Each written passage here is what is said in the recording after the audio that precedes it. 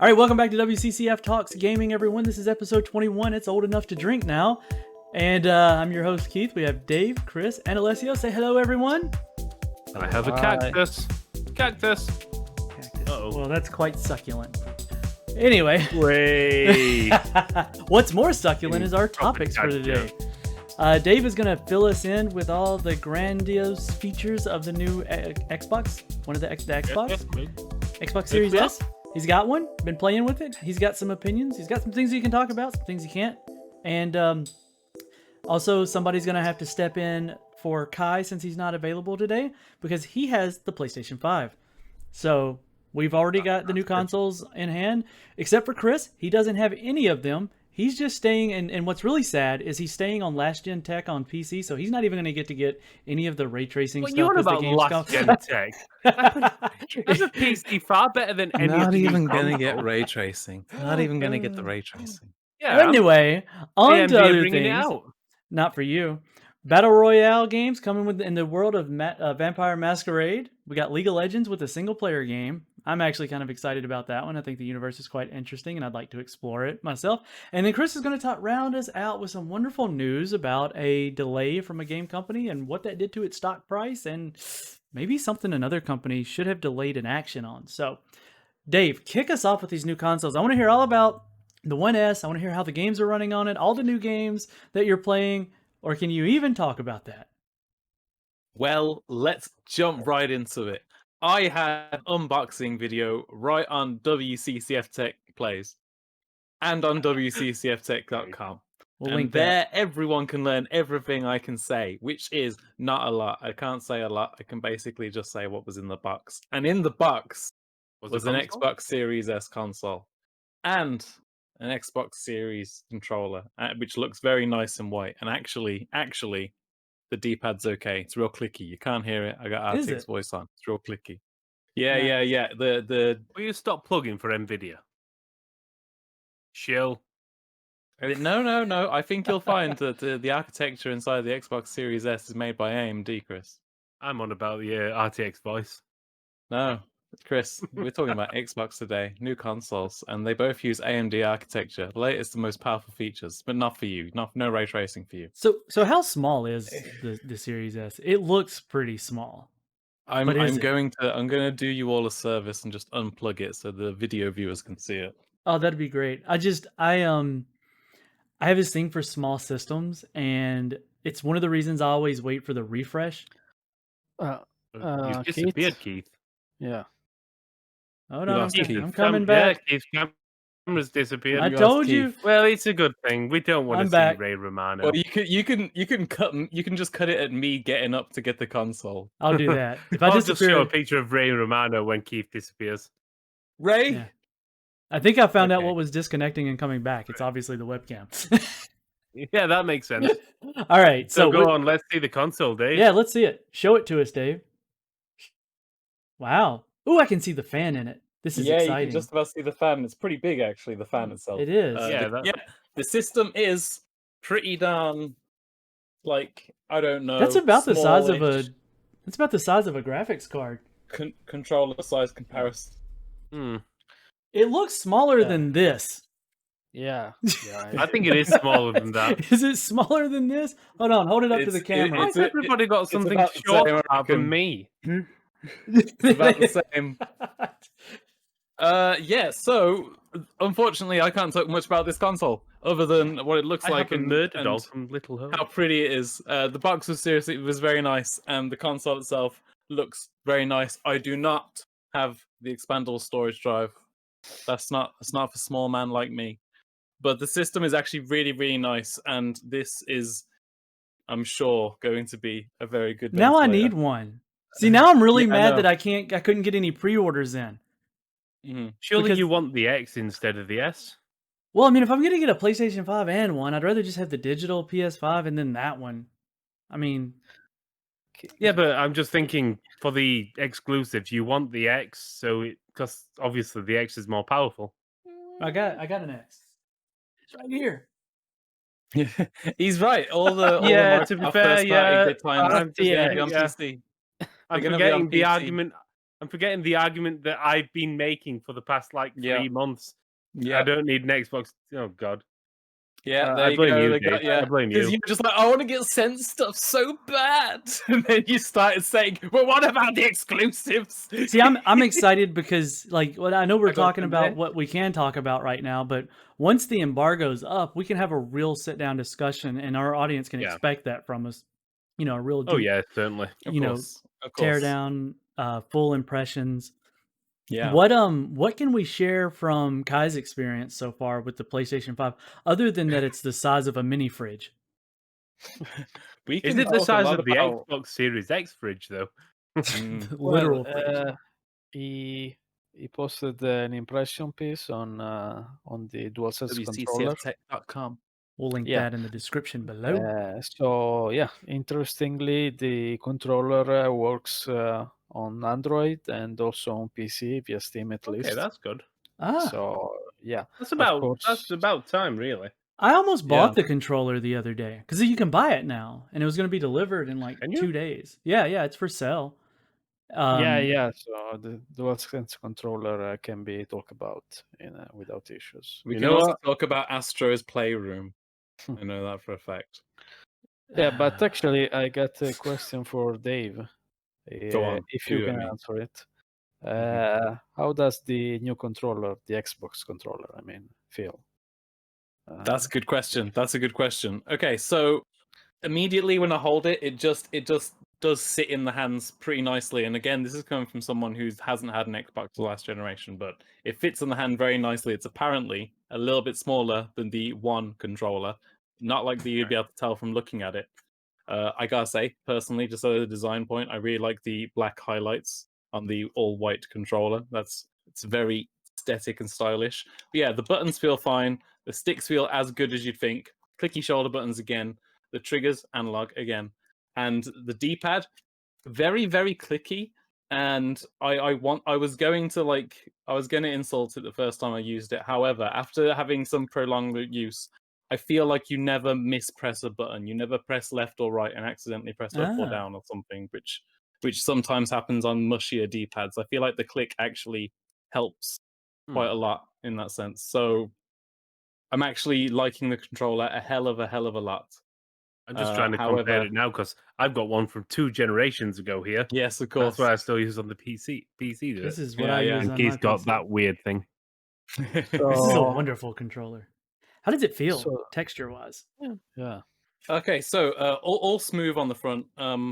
What's interesting is that you're not going to be able to see this on the camera, but basically there's a how am I going to explain this now? Tiny ridge? plastic bumps. It's bumped. It's a bumped texture, and it feels really nice in the hands and smooth. So it's And got like a actually grip. also got these. Yeah, it's also got this same texture on the triggers and on a little bit of the bumper buttons right there. Okay. So I like that a lot. It feels really comfortable. Like I said, it looks clean. It feels clean on the front, whereas it's also going to sit in your hand. It's not like, you know how on a gloss texture controller, kind of like the DualShock 4. You know, your hands can sweat a little bit after using it. After a while, it doesn't feel like it's going to happen with this controller. It feels like you're going to stay grippy. It's going to stay comfortable. It feels like it's got a little bit of air between your skin and the controller, if that makes sense. Little buffer. Fair enough. Yeah, Yeah. I have been using it all day today, and I gotta say it was perfectly comfortable. Liked it a lot. So Yeah. how would you compare it with the DualShock 4? Of course, since Good question. Okay, broadly, I would actually say I prefer it to DualShock 4, and again, been mainly on PlayStation this generation, but also I never had a particular love for the DualShock 4.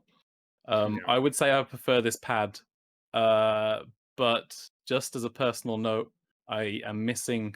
I got the back button attachment on my DualShock 4, and I need that now. That's like hardwired into my reflexes. Yeah, exactly. Okay, Keith, we see it. No, Keith. I'm just saying. I'm just a point of reference. Once you get used to these, they're hard to give up, even if you don't use them a lot. Just that the fact that they're there. That's why I use this one so much. I never thought I would because I was like, who needs all those extra buttons? It's the same buttons that's on the front. And then the more you use it, and then you try to play without them, and it's like, Yeah. Yeah. So yeah, no, like when I'm playing, I play Apex Legends a lot on PlayStation with my girlfriend, and if I go to my girlfriend's house and play there, and she doesn't have the back button attachment, suddenly I'm like, I can't play it. It's no It's good. like no, this is not a good Yeah. thing.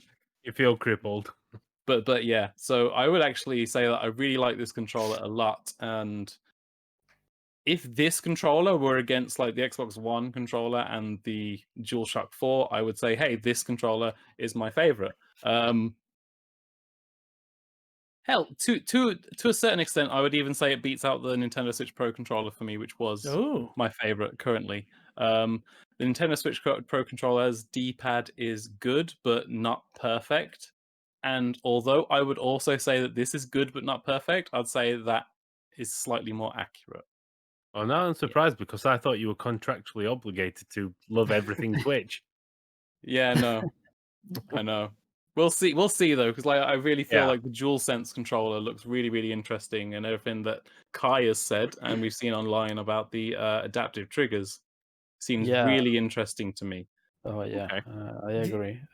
Also, another quick Yeah, question, sure. Give it me. because we've heard about the loading times a lot before this console was arrived. Yes. So, how did you find it so far?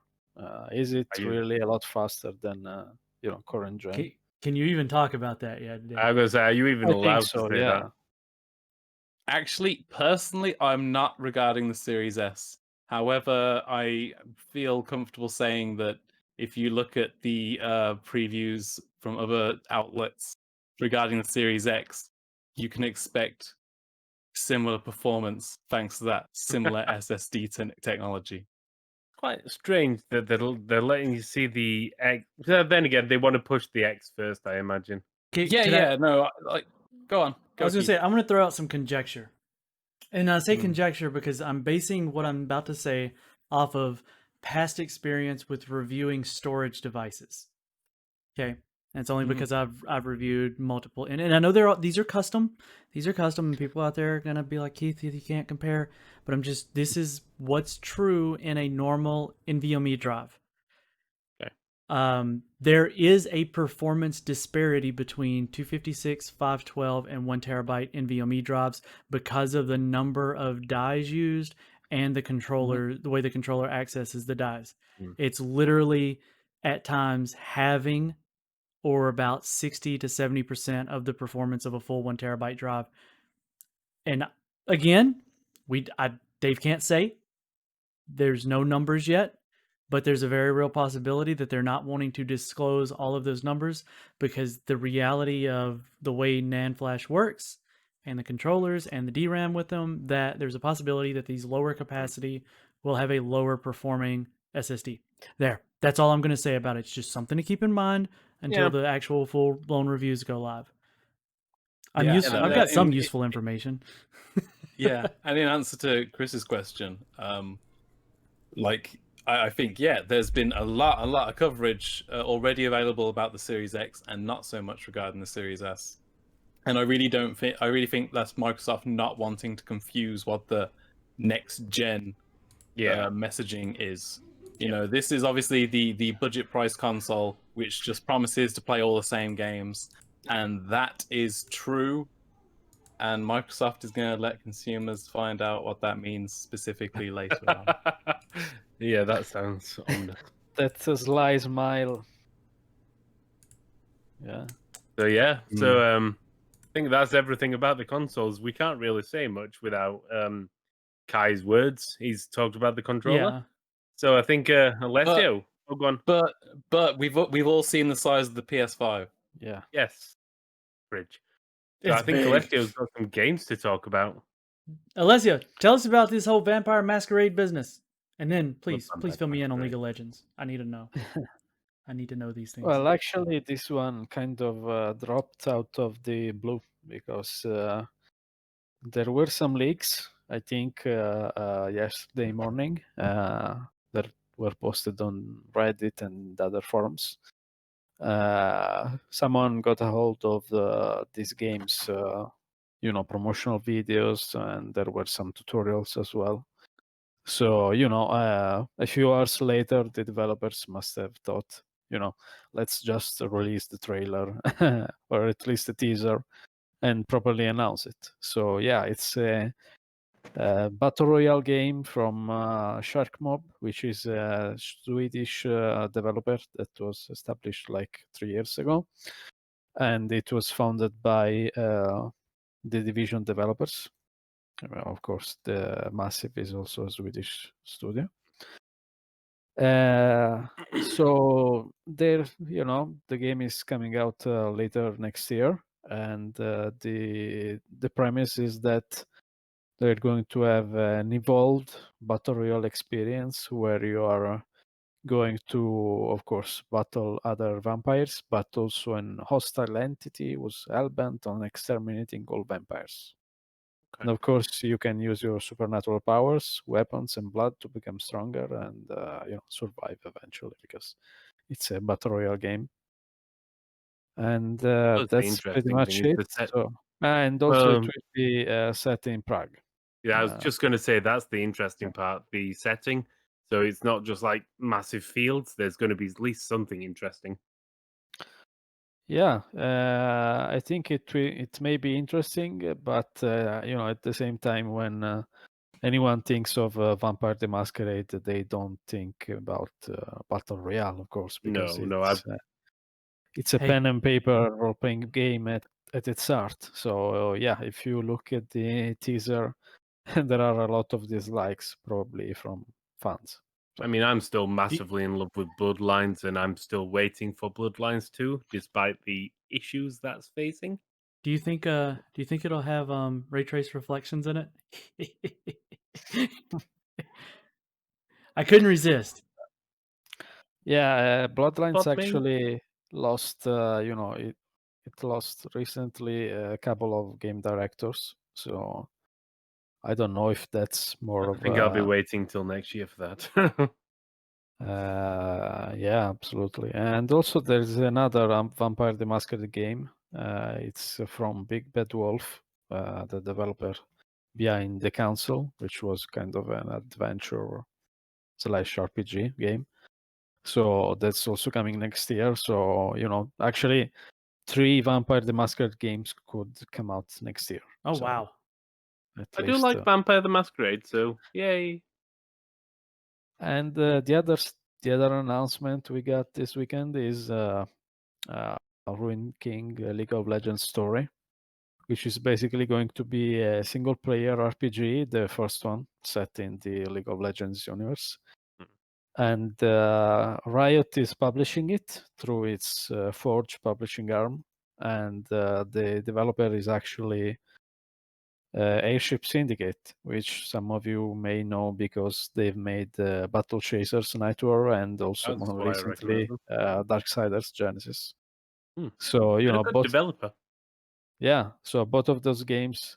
Yeah, actually, the studio was created by Joe Madureira, which is a very famous, comic book writer and artist, and also game designer, and he created the Darksiders franchise as well. So they both of their games they were turn-based RPGs. So this one will be as well. Okay. Yeah.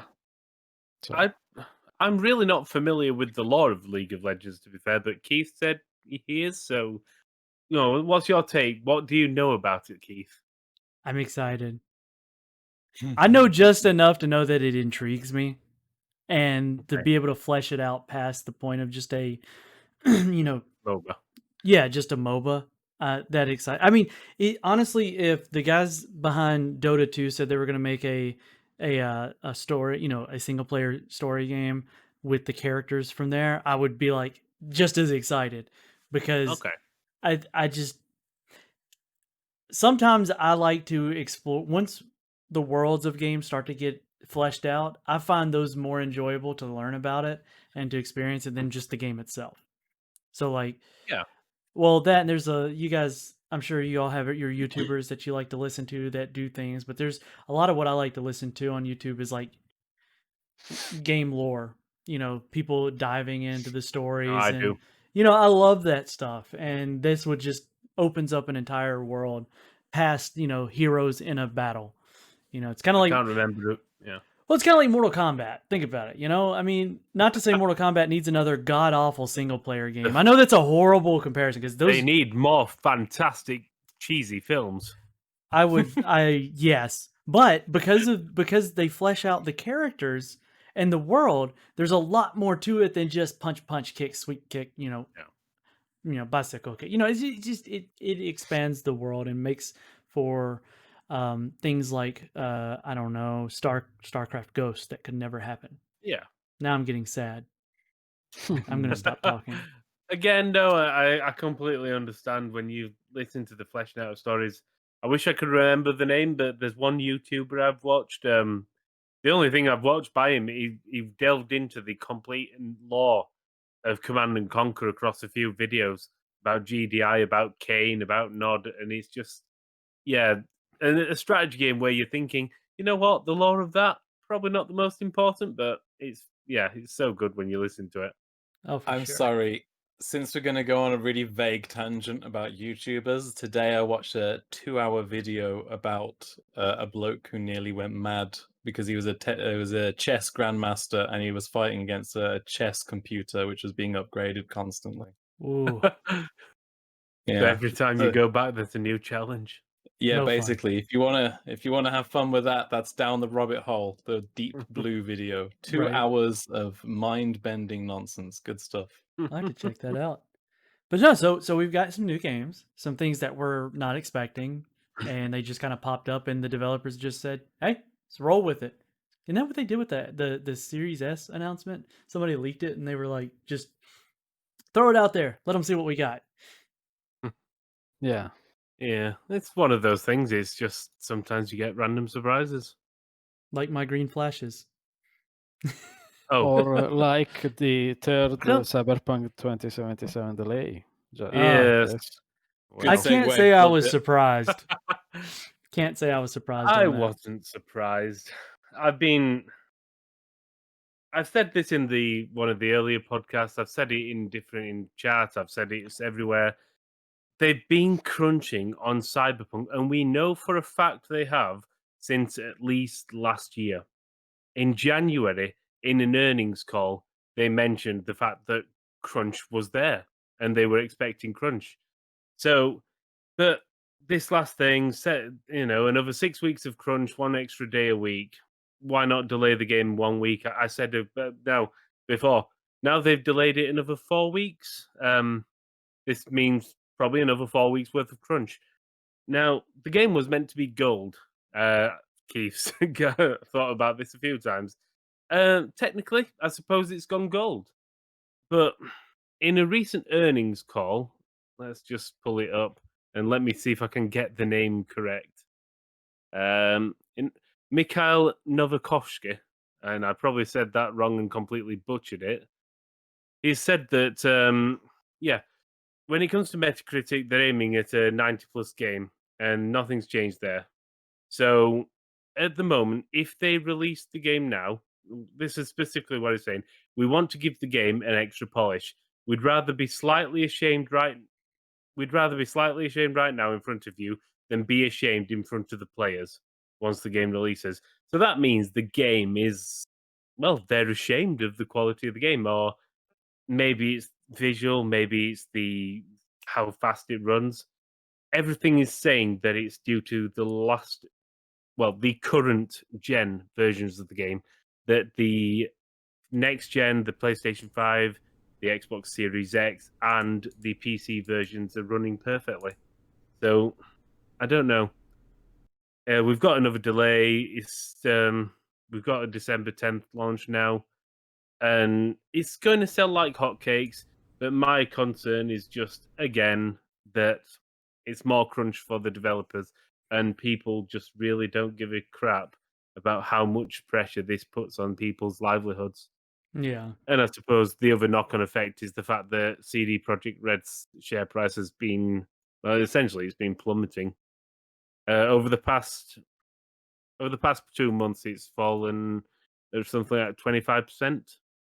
But I could go into a big long discussion about how it was massively overvalued to begin with. Oh yeah, absolutely. So you For think example, yeah. Sorry, Kate. Go ahead. No, you go for it. You keep going.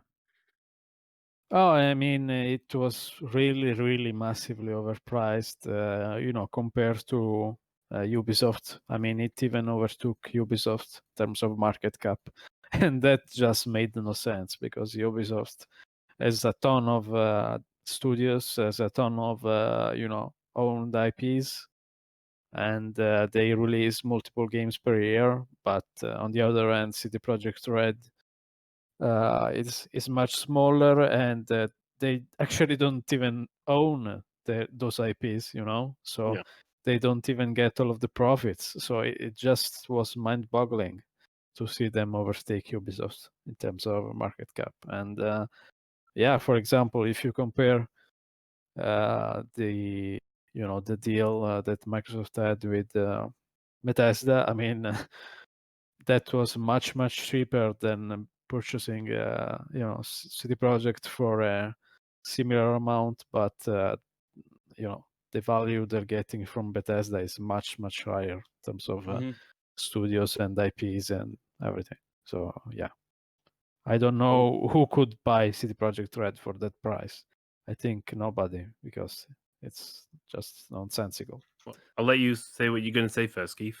That's what I was saying. It sounds like it was a mix. Maybe perhaps the delays and everything kind of set some reality in place and caused some market correction. Maybe, because I mean, markets do correct themselves based on, you guys say it's over. I haven't been keeping up with the market value, the stock price and everything of the companies. But if one is apparently overvalued, then based on it's a lot of it's based on projections and expectations. So if they're constantly doing great, there's the expectation that they're going to continue doing better. Well, whenever they hit that stumble, the market may pull back and be like, maybe we went too far. Maybe it's not quite where we thought it was. So, that's a form of market correction. That's what I'm wondering. But because are other companies in the industry right now experiencing a similar response or is it is it unique to them? So is EA, is Ubisoft, is Activision, Blizzard, are they seeing these dips like CD Projekt Red, or CD Projekt Red seeing these and others aren't? So CD Projekt Red has seen a continuous dip over the past 2 months. Essentially, they've been falling since roughly September. So when the initial or the secondary delays started happening. But I'm not sure why. I'd have to have a look into it. I've only just noticed it before we started recording, but nearly every single company within the game sector has fallen by 3 to 5 to 7% today alone, and I have no idea why. If that's today, I mean, in the U.S. at the time of recording, we're 2 days away from a presidential election. Yeah. The stock price between today, it was Friday they fell because we're on the weekend now. The market, I keep up with my 401k and my investments. The market is very in flux right now. So the past few days, throw those out the window. But up until then, it could be. Up until then, if other markets were holding strong, but CD Projekt Red has been dropping steadily, that's fair. Then it's definitely on them. It's not a market. They themselves could be seeing the correction based on their actions, whereas the rest of the market is holding steady. So the value of CD Projekt Red is still, in my opinion, they're massively overvalued, and a lot of this is based on, as you say, future ideas, the sales projections of Cyberpunk, even just name value of CD Projekt Red. People add a certain name value to that company now, despite them not owning the IPs. But currently, CD Projekt Red is valued, even despite the 25% drop over the past few months. It's currently valued at $8 billion. Yeah, exactly. That's the market capitalization. That's more than Microsoft paid for Bethesda. Yeah, that's the market capitalization. So but they do have they have good old games. They've got a lot in their portfolio other than just the game. The few games. They have got GOG. But it's again, not big. how honestly.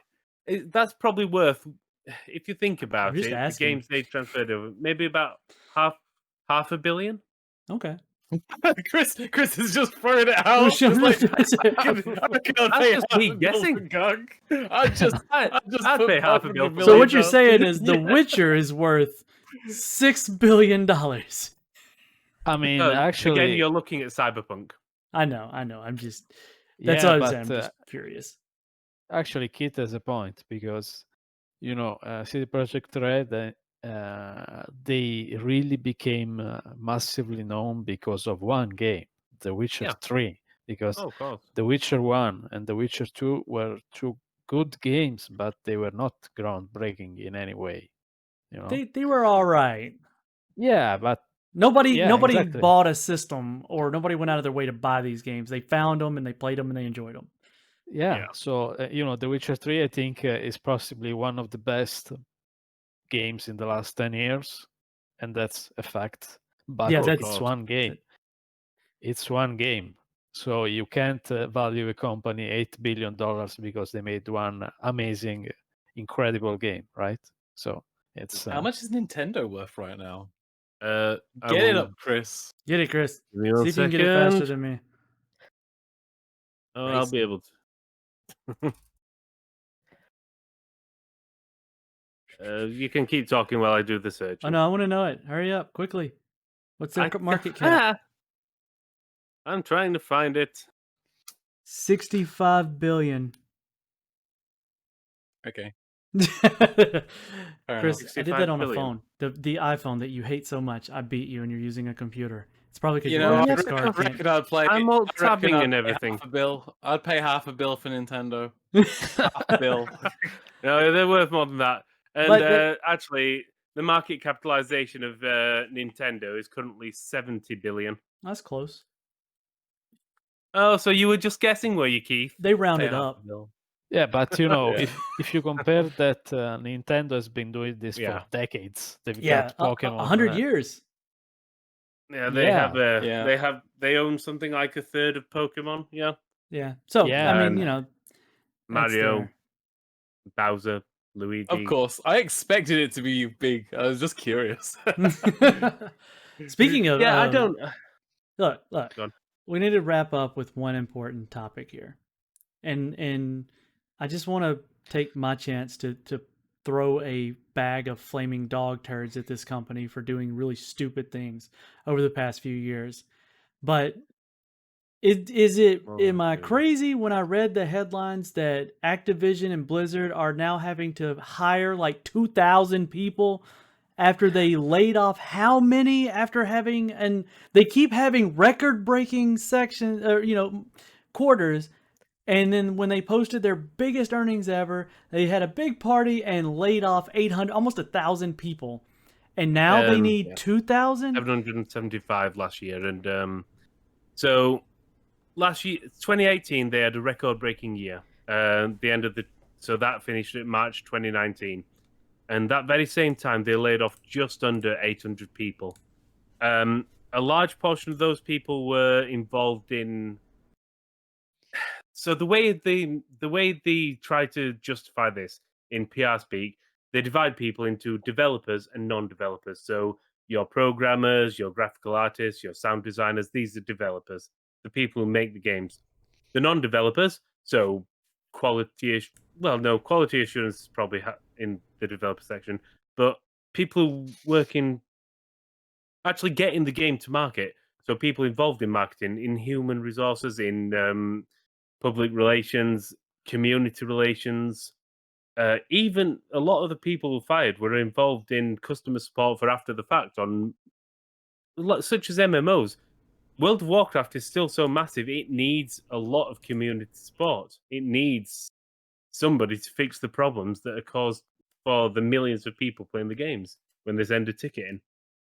So they laid off 775 people last year. Then they've closed 2 studios this year during the pandemic, which is the most annoying part, despite the fact that this year they're doing better than ever. Total loss of jobs in the past year and a half, roughly 1,200, I would guess, 12 to 1,400. And now, in the last earnings call, they've had an interview with GamesBeat, and they've said they need to hire and over 2,000 people to meet production demands. A lot of those people will be involved in making the games, but a lot will be involved in the backroom stuff, such as the non-developer segment that I've just mentioned. So it's absolute bullshit. They're closing they're closing offices to lower costs. These are people who've been with the company since, well, for 10, 20 plus years. And they're going to end up hiring people on much lower money, much lower wages, Oh, and yeah. just and yeah, so it's absolute bullshit. It is short-sightedness. Back when they fired nearly 800 people, they admitted it was going to have a negative effect on their output. And lo and behold, now in a pandemic where they're still making more money than ever before, games companies in general are making more money than ever. They're needing to hire people to make games and to sell the games. You can't get a game to market without people who aren't actually, behind the scenes develop. It just pisses me off. And they don't. Yes, Dave, I can see your beard. I don't. It just, yeah, it fucks me off. They don't give a shit about the people making the games. Dave's beard in ray tracing. Nice. Well, guys, I think that about wraps it. Activision's go for it. terrible. Give it your take, Dave. Terrible. Like the biggest problem with this for me, other than the fact that they're laying people off when they're posting record profits, is the fact that they're trying to separate their developers into into their staff into like developers and non-developers, because like they emailed Chris a correction saying that the people they laid off recently were not games developers, however they were more general office staff, admin, etc. And that doesn't help, in my opinion. That doesn't justify anything. If these people can still be used elsewhere, then they can have their their skills reallocated to other projects or other things. Like, it's not like their jobs have suddenly disappeared, Yeah.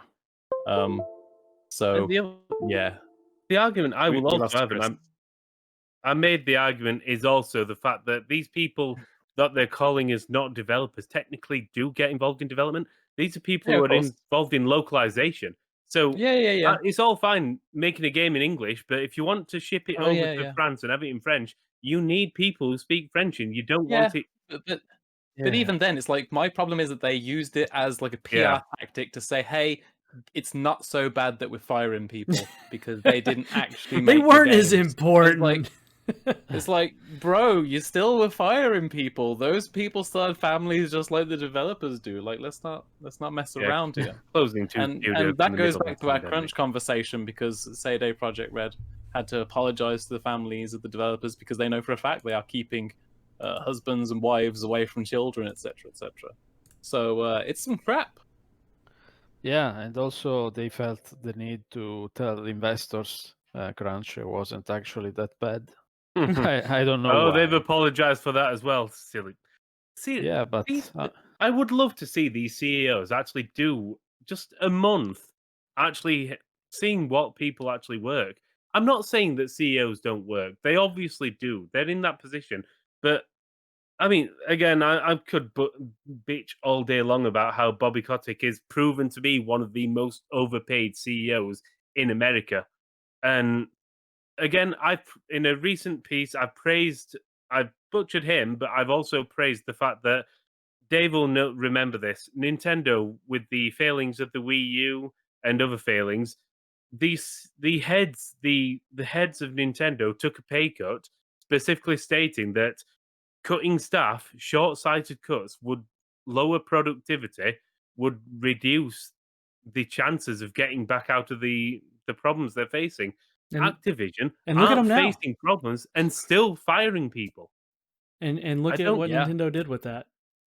Yeah, absolutely. Pretty much on top of their game. So kudos. Should be a lesson to everyone else. Mm-hmm. I suppose one last quick bitch is the fact that Activision have also admitted that they're now going to just be focusing on essentially 6 franchises. So if everybody remembers the quick cycle about how they absolutely murdered the music game genre, they killed Guitar Hero by releasing a game every 20 seconds. They murdered Tony Hawk's by releasing a game every year. So they're going to be focused on The 6 titles are Call of Duty, World of Warcraft, Candy Crush, Overwatch, Diablo, and Dave's Beard. I'm sorry, I couldn't hold a straight face when you said Candy I know. Crush. I'm looking at him and yeah. I hate the company. They keep sacking people. They keep closing studios. Yeah. They didn't even have World of Warcraft on the list. I said World of Warcraft. You were too busy. You did? cheering. They're focusing did. on World of Warcraft still. He did. Yeah, they're focusing on World of Warcraft 2. Oh my. Ooh, we don't talk about that. Get Infinity Ward on World of Warcraft 2. Guys, anybody got a last closing words for the audience as we head out for today? It's pretty cute. It's pretty cute. It's your new little child. Yes. Chris, you got anything? I shall call him Box B. I don't know if I can't. I'll have a review of Dirt 5 out tomorrow, which It'll will be in actually time not for be the video. tomorrow because it'll all be out. All right, guys. It's been real. We'll catch you all in the next one.